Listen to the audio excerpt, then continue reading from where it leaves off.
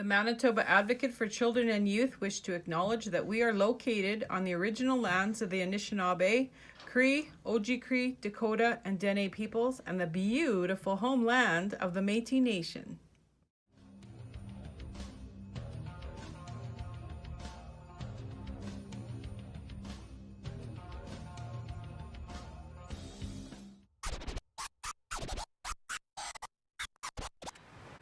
Good afternoon. Welcome back to Manitoba Advocate Youth Engagement Program live.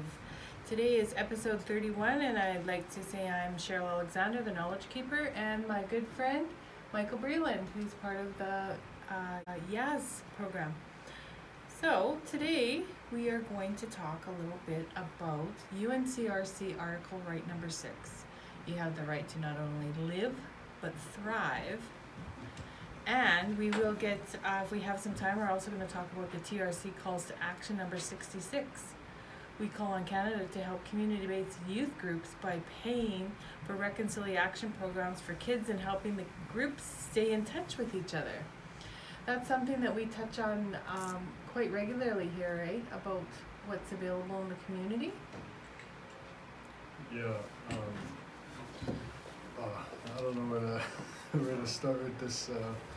So that would be youth, community-based youth programs or youth groups programs for reserves, city, etc. Yeah, we have lots of programs that are in the community, but COVID-based, we have to think outside the box.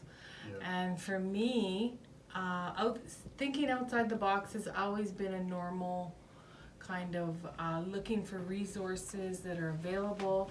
Now we have technology-based, a lot of online stuff happening. Just calling to find out what the resources are there and if they're available and how they are available to us. But that is definitely a call to action by making sure that these programs are youth-based and kid-friendly. One of the things that I brought that up because I'm reviewing right now the calls to action. And anything in our office that pertains to the right, we review regularly the UNCRC articles. And this week we're going to talk about the right to not only live, but thrive. So basically, what does that kind of entail for you, Michael? How do you see that from a lived experience point of view? Living. Live but thrive. Mm-hmm. Guess the question is, how do you thrive as a child while COVID is going on, you know? Yeah, a lot of key words are coming up this week. Mental health, a lot of resources around mental health, and we're going into the wave 2. The first time around, people really didn't understand, but they coped as best they could. But now, let's talk about thriving, reaching out to those resources that are available. So as a child, you have the right to not only live but thrive. So in these times, what's that? Oh, sorry, just fidgeting. Oh, I'm like, what do you want to do? So when we talk about living and thriving means going beyond a basic need of a bare necessity. So thriving would look like, it doesn't have to be a monetary or a status quo, but how you feel you are moving forward in your trajectory in life. Makes me curious. I don't know what's going on with schools right now, but like for shops, you know, gym class, you know, a lot of key things that actually keep youth in school, you know, besides all the history and math and all the core subjects. Usually the stuff that's generally not the most popular. How's that going? I'm not even, I have no knowledge of it at all, of how that's being carried out or how people are finishing their shops or any programs that used to be in school. Well, when you think about thriving in this day and age, like a lot of external outside the home activity. So now everybody's gone into code orange where it's limited access, leave only if you can. Now there's contact tracing going on where people have to leave names and numbers for contact. When we talk about activity and thriving in that, so I'm going to go into a more of a mental health state of mind and like everyday stuff. What can you do to build up activities in your own life to be able to stay connected with the outside world on a limited budget, meeting your necessities. What does your circle of contact, your social circle look like, your work circle? There's a lot of pressure out there, and then there's also a fear of the unknown. People, that unknown element is still very, very high. People want to know, but they don't know how to gauge the next, like, forecast into the future. I'm a big planner, and now we've missed out on a lot of summer activity, but we still had fun. You know, we made our own fun. Like, we kind of have to go back to the olden day kind of regiment where you kept your social calendar very small, but also in the back of your mind, teaching children at a young age that this is why we have to stay home. We can't go to the movies. We can't go to. We can't even take you to the grocery store. You know, like the kids are all. My little kids in my family are very social beings, and so the minute you're going out the door, they're going out the door. Nobody gets left behind. So for them to be able to thrive, what I do is I look at a calendar and I plan weekly events, activities in the home. Like Halloween, we went right to, we're having our own Halloween party for our own little house, and we're going to dress up and we're going to play games and do activities. So every day this month we've done some kind of Halloween activity.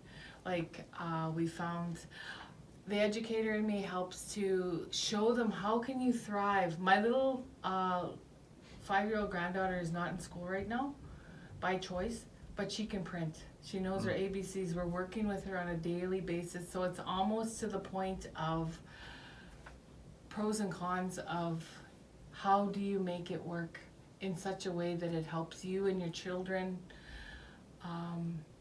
not have to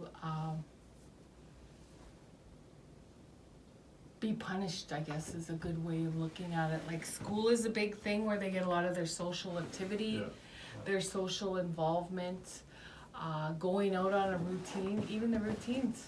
Have something to do, feel like you're doing something, feel like you're alive, or like full of energy. I know it was hard for me when COVID started. I dropped out of school, not high school, post-secondary. A little prouder to say that because a lot of people thought I was going to drop out of high school, but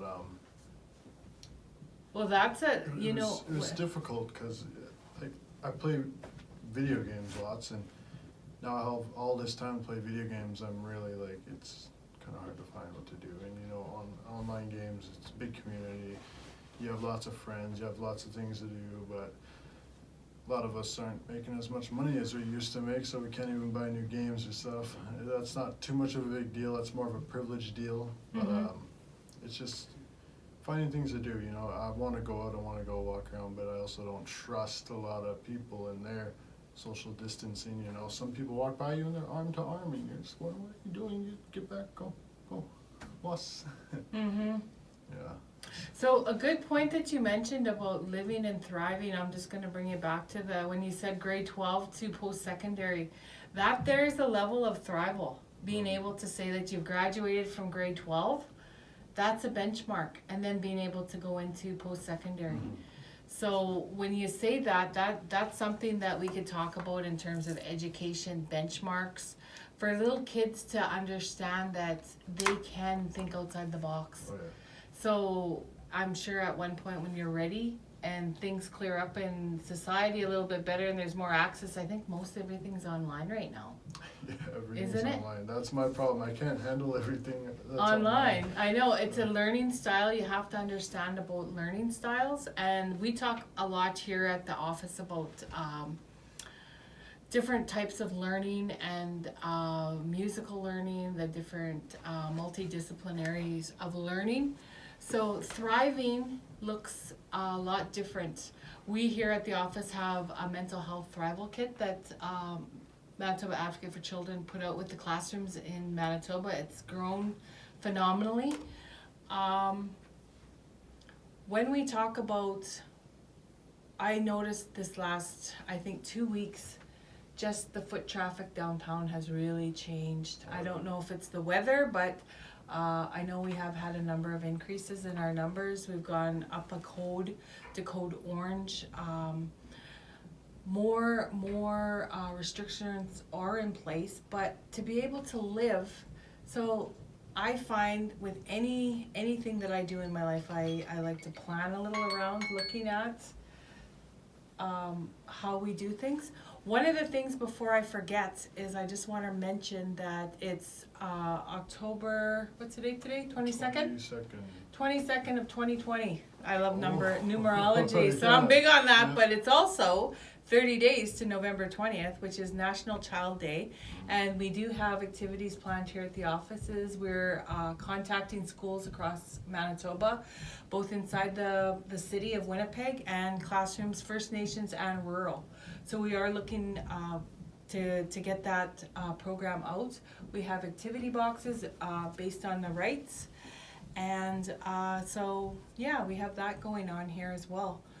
So is there anything else you'd like to say about the rights? Thriving? Not really at the moment. It's a lot. It's a lot to think about because, you know, it would be easier to think about when COVID's not happening, but COVID's happening, so everything has changed. Everything that we once knew has changed. So there's new paths of thought, but I have no immediate thoughts about it right now. So. True. Well, thank you for coming in to share your time with me today. It's always a pleasure. Again, my name is Cheryl Alexander. I'm the Knowledge Keeper here at the Manitoba Advocate for Children and Youth. And this is Michael Breland, and he's part of our YAAS, which stands for Youth Ambassador Advisory Squad. And we meet regularly here to amplify the voices of children through the UNCRC rights and also the TRC calls to action. Thank you very much for joining us today.